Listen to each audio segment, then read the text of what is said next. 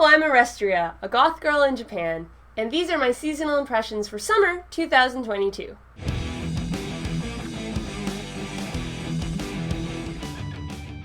Oof, this season. This season was a very good time to catch up on last season's anime. Like, Trigger dropped a 10-episode ONA near the end of the season, and I actually had time to watch it. As always, I have ordered the shows I watched from worst to best and divided them into 3 categories: Nope, Fine, and Recommend. And we start, as always, with the Nope category. Shows I think are not worth your time. Warau as no toriya soon. It's too bad I have audio of me watching this, but not video, because it would have been funny to watch me go from glassy stare of despair to, wait, what? Frantic Googling. I'm not a huge fan of cute girls doing cute things shows. I don't hate them on principle. I did not like this at all. It was cloying and boring. I was speeding through the episode on increased speed and skipping through trying to find something to hold my interest. And oh lord, I did! Because the last scene of the first episode turns into Castlevania with cloaked figures murdering a bunch of townspeople.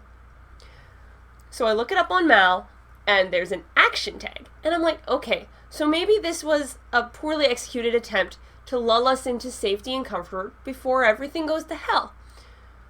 So I decided to watch the second episode, and it was the same. Almost entirely boring cute girl things with scenes of violence spliced in, and the violence scenes thus far have had nothing to do with the girls. Just a very confusing, uneven watch. And I also just hate the main girl. Just snivelly, her fucking hair swirl of doom, making like question marks, aggressively cute sniffing sounds because she has smell powers. Like, new category, worst girl, this girl.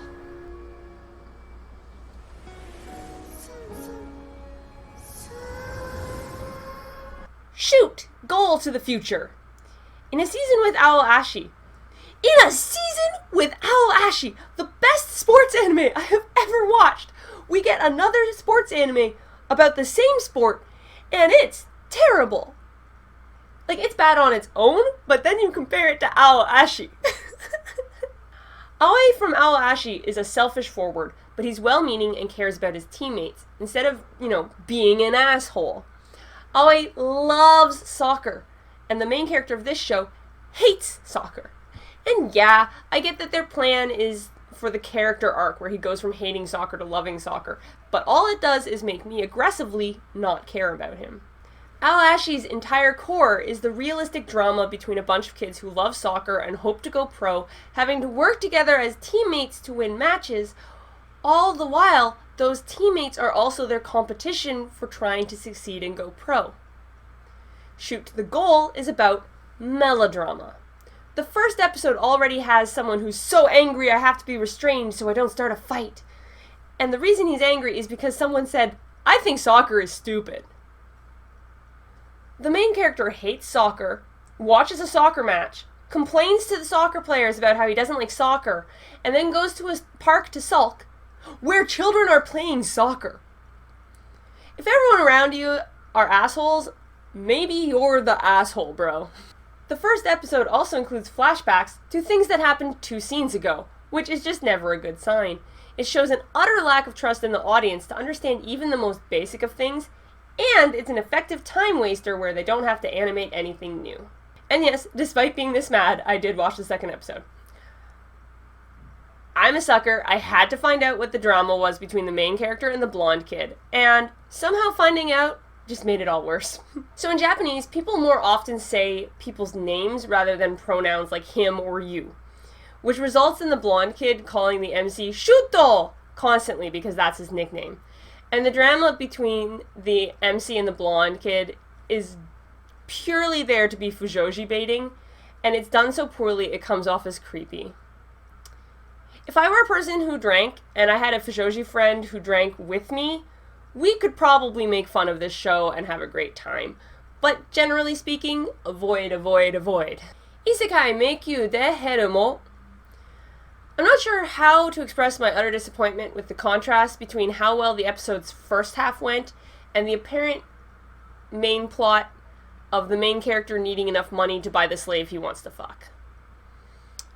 If you are into slavery, then this is probably fine, but also I'm probably not the correct anime reviewer for you. This is an ecchi harem romance isekai where the main character buys the main girl as a slave. And I'm not saying a show is automatically bad if it has slavery or if something like this happens. He could fall in love with her, buy her as a slave, and free her or something like that. You know, maybe comment on the slave trade and how slaves are no different than us and how it's deeply troubling to own other sentient beings. This show, and a lot of other shows, including other shows this season, bother me because the anime just accepts the slave trade and moves along. Having a character represented as a good guy who has no problem with the slave trade and excitedly uses it is not okay. And this show is worse than that because it's better than I expected going in. I enjoyed the first half of the episode. I was sucked in. Our main character slaughters a bunch of bandits because he thinks he's in a VR game, and then he realizes he's not in a game and he actually just killed people, and he's sitting there processing that. The action was good, the drama was good. And then he discovers slave women and starts fantasizing about sex with women and decides to buy a slave, but he doesn't have enough money for the slave he wants, so the ending setup of episode 1 is, I need to make a bunch of money in this many days so I can buy this girl. Oh, Renmei Kugun, Koku Baho Ongakutai, Luminous Witches. Why the hell do you invent an alternate universe historical magic version of World War II to focus on making a pop group idol show about the ex-fighters? The show introduced so many characters so quickly, I begged it to stop. I don't like idol shows, and the only reason I even tried this was because of the alternate history witches thing, and that's just not what it's about. The cold open of Dunkirk, but with flying witches instead of fighter jets, was really badass. Next time, just make that show. Engage Kiss. I actually think that adding kissing as an energy source is a perfectly fine way to add some ecchi to an action premise. This is far from the first show I've seen do it, and I'm sure it won't be the last. The actual fight action and choreography were pretty good too. But it was just unbearably sexist and gross, even for, like, ecchi anime. The main character is useless. All he does is string along the demon girl because he needs her to fight. So he wants to make sure that she believes he likes her, but he's not actually interested. And if that dynamic wasn't painful enough, he gets work by playing on the sympathies of his ex-girlfriend, and so the action scene is less about the cool fight that's happening, and more about the jealous ex-girlfriend and the guy having to kiss the girl who likes him that he doesn't like. Extreme Hearts. I would like idol shows to be tagged as idol shows, please. Because I was perfectly happy to watch an extreme sports show about athletes with super equipment to make things really wild, especially with female athletes at the core, but this is basically an idol show. Our main character is an idol who never got any traction, has one fan, and got fired as an idol. And so it was recommended to her that she enter the extreme sports tournament to further her idol career, because it's a sports and singing competition. I watched the episode on increased speed and skipped through some of it. They just throw in AI cyborg teammates in a matter-of-fact way. And I guess this tournament is fine with two people who weren't registered on your team joining your team mid-match when you're losing. I do not understand why the girls just didn't register to be on the team in the first place. The plot just isn't really thought out, though. Things just happen. If it leaned in more and scrapped the idol stuff, it could have at least been funny. The fine section is for shows that I think work. If it's got a trope you love, a genre you love, a character you love, these can be a great time. But if it's not your thing, they're probably not worth it. Prima Doll. Another show that decided to go for an alternate history setup and then just not be about that. This is just past the end of a war in a world with automata, and our main character is an automata with amnesia and a pretty standard Genki but clumsy personality. The show seems mostly very sentimental, which isn't really for me. I don't know how much it's actually going to make use of the automata versus humans thing, or how philosophical it's going to get. The first episode was basically just a one-episode contained sentimental story. Yurei Deko. This is a very cool looking show with some interesting ideas. It's also a lot. I found it really hard to process the info dumps combined with the visual clutter. Like, you have such amazing visuals, but you don't use them for visual storytelling. I don't really know how good it is plot-wise, because honestly, watching this gave me sensory overload, and I was exhausted by the first episode. There is definitely potential there, but for me, it's a bit of an oof. Hoshi no Samidare. This felt like a solid start to an acceptable premise, which for the current season feels like a positive. It did not grab me in an emotional way. This sounds more harsh than I mean it. The first episode was perfectly okay. Apparently the English name is Lucifer and the Biscuit Hammer. So there's this university student, and a lizard appears in his room telling him he is a knight and he has to help the princess. The princess turns out to be the younger sister of his university professor who lives next door. The princess is impish and actually has a strange amount of controlling charisma, and he does end up swearing fealty to her even though he had no interest in all the superpower shit from the beginning. It's also revealed that there is a giant hammer about to smash the earth that nobody can see, and he's occasionally getting attacked by fish dudes. I genuinely can't tell how serious or goofy this show is. It's doing wild things and playing it very straight. I just did not have a feeling of wanting to watch more. それでも歩むを寄せてくる. High school anime romance is such a crowded field. So what is this show bringing to the field? She likes him, he likes her. She knows he likes her. He knows, she knows he likes her. But he won't ask her out until he beats her at shogi. This is anti-stakes to me. It's actually actively annoying. I'd rather a terrible will they won't they, because at least there's tension. The name of the show is When Will Ayumu Make a Move? And we already know the answer. When it's time for the anime to end. I do not care about shogi. The lead male character does nothing for me. What is with all these rom-coms and isekai who are in a battle for the most boring main character? With isekai, I get it. It's supposed to be a self-insertion thing where the presumed male audience can think they're the guy. But what is going on with rom-coms? Aren't they marketed to girls? Shouldn't the guy be attractive so girls are like, I want to date him too? I'm bi. I want a cute girl and a cute boy. I mean, I'm ace, so I want nobody to touch me, but you know. If you want a perfectly fine, nothing wrong with it, completely standard high school rom-com, and are particularly into shogi, this exists. Boot Jigire, a show that had some promise. A flashy action show, although quickly I realized that there were just so many characters that there was no way to flesh them out, so they all just get one defining feature in color to help us deal with the flood. There's nothing inherently wrong with tropes. Many of them exist because they're effective. I was excited for this show at first because a stylized action show is right up my alley, but this is actually just a bundle of tropes tied together being sold as a show. The fat one eats a lot, her. We have one woman, and yeah, it's kind of justified here because they're male prisoners, and she's only here because she was impersonating a man, but firstly, you have to be blind to think she's a man. Secondly, her personality is anything a man can do, I can do better, which is not a personality.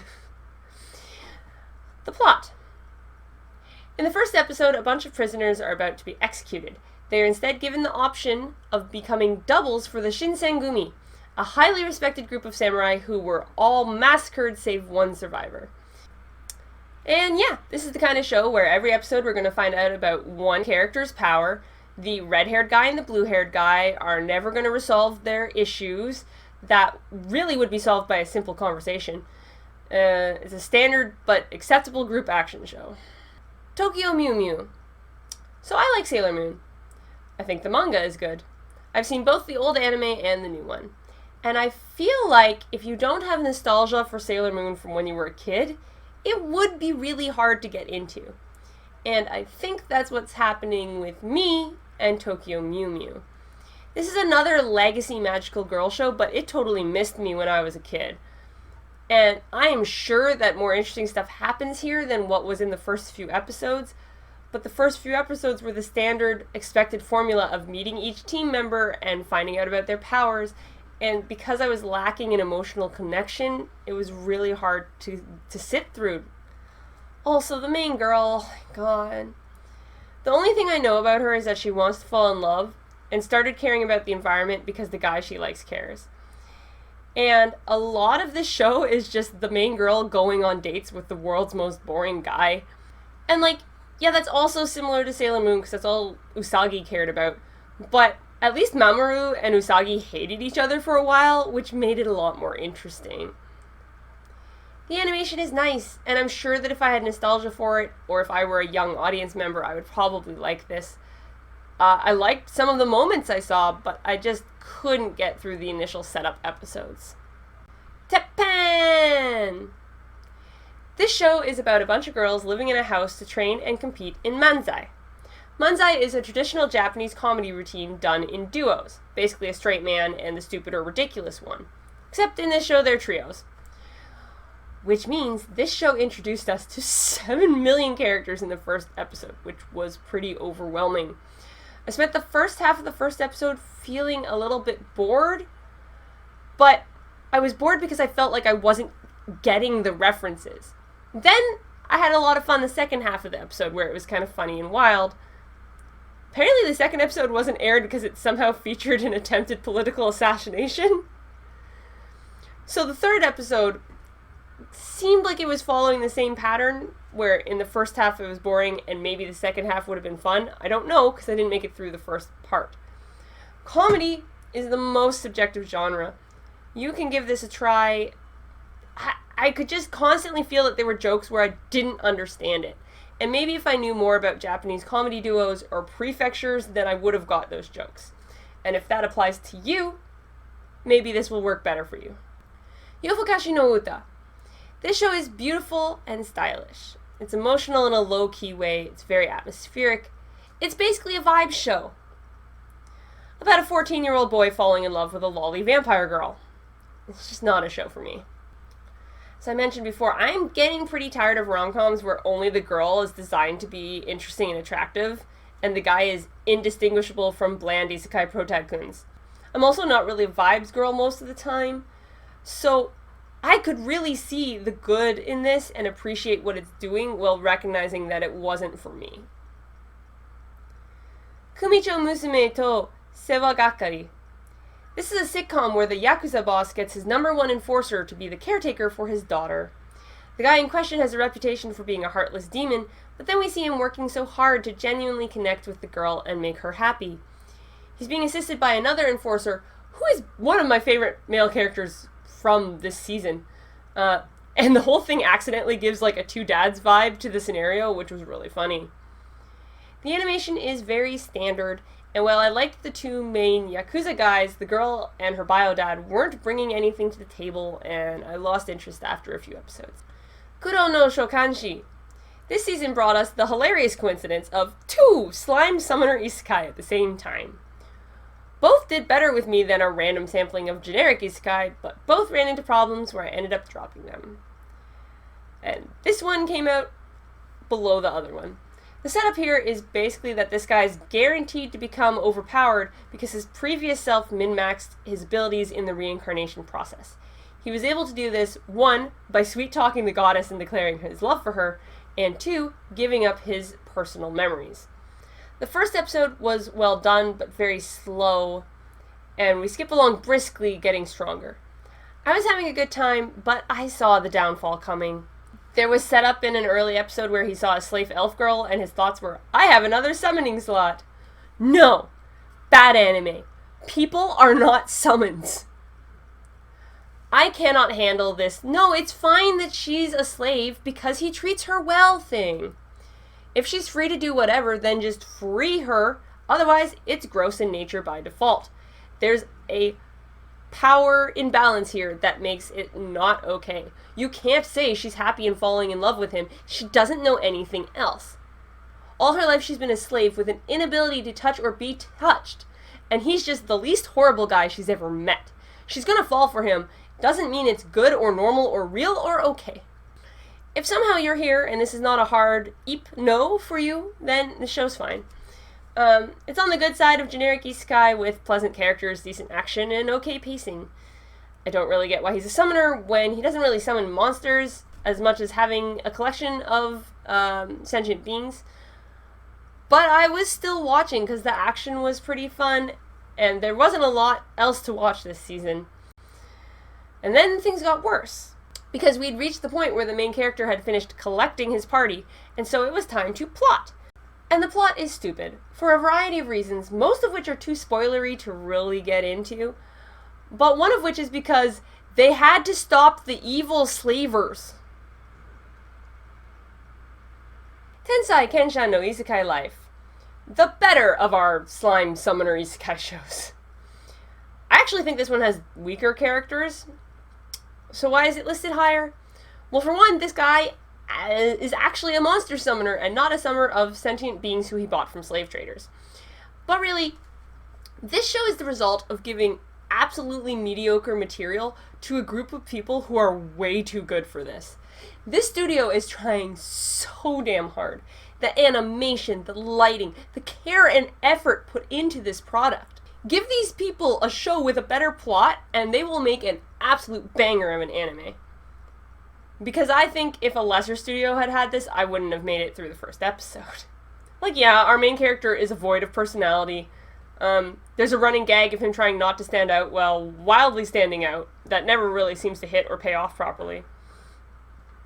There's a bit more of an overall plot because we're seeing hints of an evil cult, but the show is spinning its wheels a lot, and I don't see a way that they can ever make you feel like the MC is in danger, so I don't know how they're going to create stakes. Mamahaha no tsurego ga moto kano datta. A high school rom-com. Our main characters are exes who dated in middle school and broke up. The girl has recreated herself going into high school and has gone from the giant nerd she was to a secret nerd who looks like a pretty girl. The guy is still a sardonic nerd, although we see flashes of him being much kinder back when they were dating. And now they are step-siblings, as their parents have gotten married. Said parents do not know that their kids dated, and as such, the couple are determined to behave properly as step-siblings, to the point where they gamify it. So if you do something that's not acceptable by sibling standards, the other one can give you a punishment. The point of this game is partially to encourage them to hide things from their parents, but also to determine who is the older sibling, as due to extreme coincidence, they share a birthday on top of everything. I watched quite a few episodes of this. It is the definition of fine. I could put on the rest and watch it right now and not be bored, but having not watched it for a few weeks, I also don't miss it and don't feel any inclination to watch more. I have heard it described as Kaguya Light, so if you're really jonesing, you could check it out. Kamikuzu, star, idol. Like a picture of a star. Despite the name, this isn't really an idol show. There are idols. Idols is a theme, but it's not an idol show. An idol show is about getting you to treat the characters as idols. To have you choose your best boy or best girl and buy their character songs and buy their merch. This show is about an idol pair who are barely scraping by, largely because the main character is a lazy asshole. His goal in life is to make as much money as he can while exerting as little effort as possible. Very relatable. This idiot somehow thought that joining an idol group would be a good way to do this, showing that he knows nothing about idols because that's a fucking grueling job. P.S. I actually think an idol duo where one is genuinely trying to be cute and good at the job and one does not give a flying fuck and gives the worst, most sarcastic answers could work. It's almost like a Mansai comedy idol duo. Our grumpy main character, after a performance, encounters a girl in an idol costume who it turns out is the ghost of a very successful, talented, driven, genuinely Genki idol girl. After her sudden death, she stayed around out of a desire to do more idling, and he's the first person she's found who can see her. So she possesses him, giving his stage personality a complete 180, and comedy ensues. It's not the only source of the comedy, thankfully. In fact, the idol duo, Ghost Girl and Manager, are only one group of main characters. There's a secondary group of main characters who are entirely the asshole guy's fans. I really liked the way this show regularly cut to this group of women who enjoyed his surly personality, but they also like when he actually performs, and they're just kind of wondering what's going on. For me, the worst part of any idol show is always the performances, especially these days when the performances are basically always done in mediocre 3D. And because it's an idol show, you're going to hear the same song over and over again for like 6 episodes, and God help you if you don't like the song. This show mostly avoids that. I fast-forwarded the hell through any performance that there was, but there weren't very many. The 3D here is especially bad. Thankfully, there's not even a performance an episode. Until the finale. The entire final episode was just performances. No plot. I would actually recommend skipping that final episode. I watched it, so you don't have to. You're missing nothing. Isekai Oji-san. Our main character goes to the hospital to pick up his uncle. His uncle was hit by truck-kun as a youth, and has been in a coma ever since. The family has sort of fallen apart, and so the nephew is the only one around to help the uncle now that he has awoken.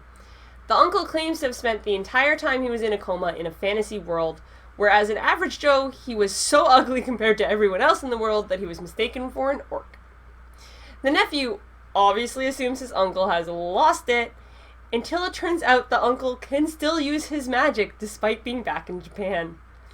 This is a very savvy genre parody of isekai. It takes place in Japan, but using magic, we are able to see events that happen in the other world. And a lot of the comedy comes from the nephew, who is genre savvy about isekai tropes, having a different understanding of scenarios than his uncle did, because his uncle was truck-kunned before isekai was so ever present, so he missed a bunch of obvious signs. I think this show is very clever. I wonder if it's sponsored by Sega. But the comedy just isn't hitting for me. Comedy is really subjective. I think this show is really clever and is really good and will be really funny for a lot of people, though. Ruby Hyosetsu Teikoku. Okay, so Ruby. Ruby kind of missed me first time around, which was funny since I was subbed to Monty Oom's YouTube channel before it even became a thing. I didn't watch the Ruby trailers or anything. I did watch some of it a couple years back, and I found it really uneven.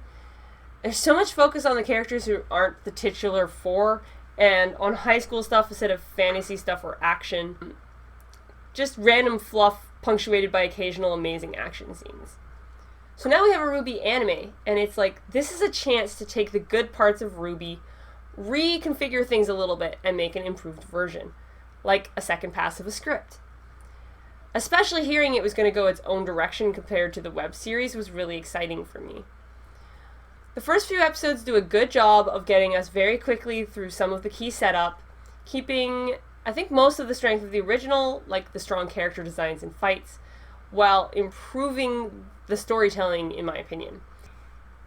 And when it did get to its own plot, it did something that, if you tell me about it on paper, I absolutely agree with. It decided to focus on the main characters and their relationships. The problem is they did that in a way that felt really drawn out to me. Like, they're still ignoring the Grimm and the Faunus, and this character personality arc just went on too long, and I lost interest. Kenso no Veome, Gakepuchi, Maju Sushi wa Saikyo no Yakusai to Maho. Yo! I just called this show Frere May, and I never looked at how long the fucking title was before. Oh my god. I'm a monster for putting this above Ruby, by the way. This is an ecchi show in a fantasy school with middling animation, middling plot, and middling characters. Quite the contrast between this and the ambition of Ruby. This show has some heart to it, though. I wish I had a friend to roast this with, because it would have made it even better. In fact, now that I'm doing reaction videos, I should have done reaction videos to this. I have said before, I do not have a problem with ecchi as a general concept. My problem tends to be how it's handled. In this ecchi show, whose titular female character has boobs bigger than a watermelon that anti-grav around like perfect beach balls, I can only think of one scene where someone was seen in a compromising position. It was a pure accident, and even the ones who were seen were like, yeah, that wasn't really your fault, our bad. This isn't all about, panty shots and accidental spying. Vermeil is a sexy demon, basically a succubus, who is sexy, likes being sexy, and doesn't like wearing clothes. Yes, this show is trying to titillate, but it is doing so in far less exploitative methods than the typical ecchi. This show also spends the time to let us get to know the characters, give emotional backstories. There's an actual plot that progresses in addition to the relationship stuff. It's not great or revolutionary. It's very predictable, but I find myself respecting it for being restrained. Like, there are ecchi scenes and there are plot scenes, and it's respectful enough not to be shoving the ecchi into the emotional scenes. In a busier season, I wouldn't have finished this. Honestly, if it had a worse ED, I might not have finished it. But it's got a heart, and the girls feel like characters, not just sex dolls. So, generally speaking, more ecchi like this, please. Shin Tennis no Ashi-sama Under 17 World Cup!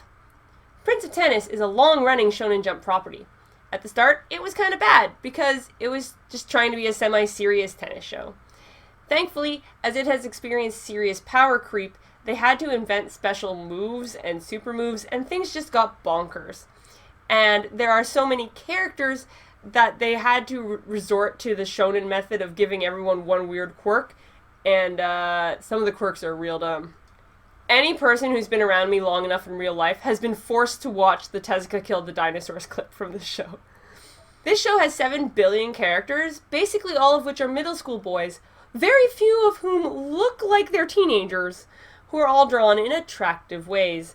They all have terrible catchphrases, tennis super moves, and everything's just ridiculous, and that's why I love it. Under 17 World Cup as an OVA continuation even added an extra delightful aspect, crazy Japanese stereotypes of foreigners. Wonderful. The entire Greece team has blonde curly hair and blue eyes. Sure. Anyways, I have actually been reacting to the episodes of this OVA here on my YouTube channel, so you can check that out if you want to see more. Isekai Yakioku. A pharmacist dies of karoshi, death by overwork, and ends up isekai'd into a child in a fantasy world. He has a bunch of magical powers that suggest that he may in fact be the personification of the god of medicine. He's able to use his powers to help convince people that his medicine is real, heals some important people, giving him a lot of power and patrons, and then goes about improving medical knowledge and the health of all people in the society greatly. This show is charming, in particular the characters. It's pretty slice of life-ish, but with some overarching plot and decent pacing. And the final arc, we really go some interesting places that I wasn't expecting, but totally make sense. It's really funny watching a fantasy world that just learned about germs for the first time, accepting scientific knowledge and adopting mask wearing.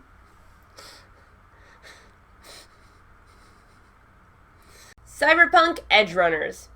Here comes Trigger, dropping a 10-episode ONA late in the season, breathing new life into my anime watching. This anime is based on the Cyberpunk game and elements from that world, but it is its own standalone story. And this is Trigger. This show is stylish as hell. That said, it's also a hard R, so we're at a high level of violence here, even for anime. If you don't want to see heads exploding in various gruesome ways, done with excellent animation, this show is not for you. There's also a lot of nudity, most of which isn't sexual, but there is some sexual nudity and way more guys with masturbation, cyber, fleshlights on their junks than I needed to see in my entire life. This show is a careful balance of fun and grim. These people live in a world where they've seen so much horrific violence that they're basically numb to it. With the exaggerated animation style, it mostly comes off as cartoony, but there are other times where it's meant to bring out our emotions. This show is not scared to kill people, not at all.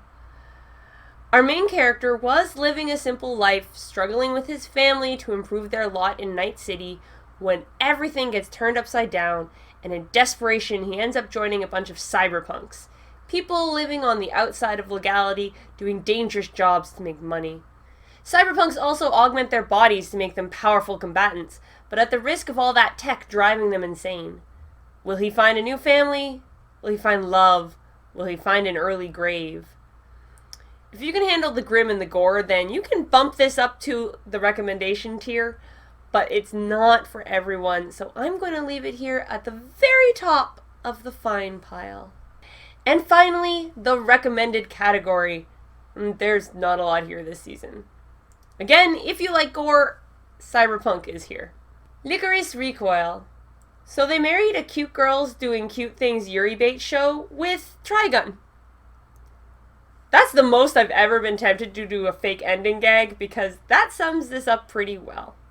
I mean, okay, it doesn't have the post-apocalyptic desert cowboy thing going on, but certain themes and amazing gunfights, that we have aplenty. So that explains the recoil part of the title. The licorice is a red spider lily, a flower here in Japan that blooms around the autumnal equinox, right around when this show was finishing airing. The flowers are poisonous and are often planted around graveyards to discourage animals from coming in and eating the offerings at the graves.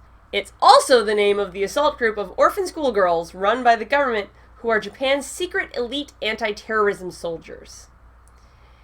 There's a lot of cool action here, and as the Lico Rico Twitter trend after each episode shows, some fantastic Yuri bait. There's also a lot of the girls faffing around in a cafe that they run. For me, I didn't love the ratio of sweet stuff to action, but that's to taste.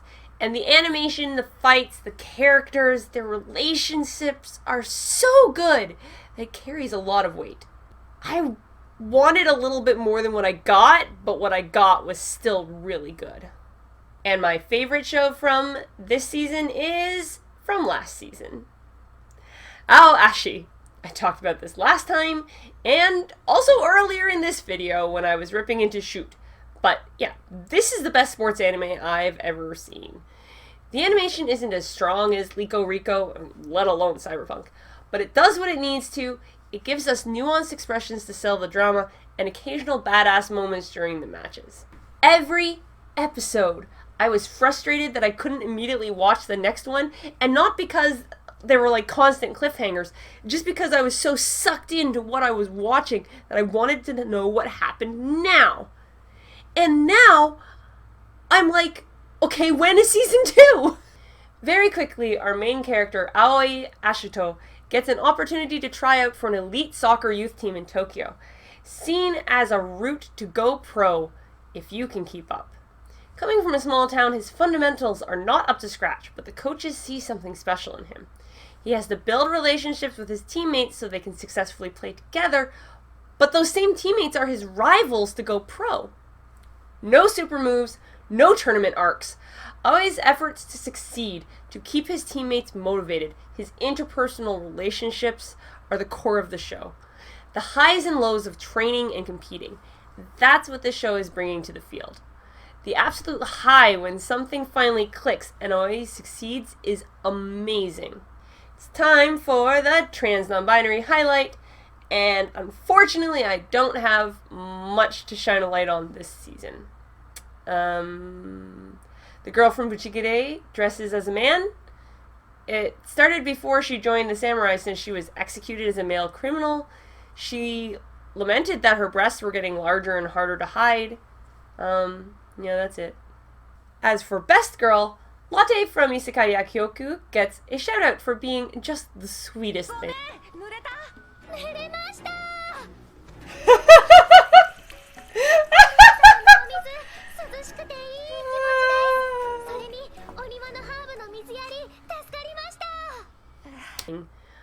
But I'm gonna go with Chisato from Licorice Recoil. Sweet, loving, utterly confident. She is a woman who knows that nobody can fuck with her, but carries that fact with sweetness and light. What she wants is to make everyone happy. Yeah, she'll stop terrorists from ruining the peace, but she's not gonna kill anyone. That wouldn't solve anything. Also, she's in love with Takina, and shame on the show for not letting them kiss. Boo! Boo! As for Best Boy, I was originally going to give it to a side character named Rex from Kinso Verme, since he cares about his family, is willing to tell the cool kids to go fuck themselves when he realizes they're assholes, and he has dinosaur toys on his hospital bed. Like, around episode 3 of Vermeil, I was like, oh my god, this is my favorite character. And then he does nothing else the entire rest of the series. I also really liked the blonde Yakuza from the Mob Boss show, but I dropped that show pretty early on. I guess I'm going with the best man this time, because Sensei from Lico Rico is not a boy. He's a proper caring teacher willing to support his students, even when they go on a path that wasn't what he had hoped for. He's also a rare, awesome black character in anime who's paternal and strong. Seriously, Lico Rico handled its character so well. I think this is literally the first time I have finished watching everything on the final day of episodes. That said, next season looks really stacked, so thanks for the brief respite, summer 2022. See you next time. Bye-bye.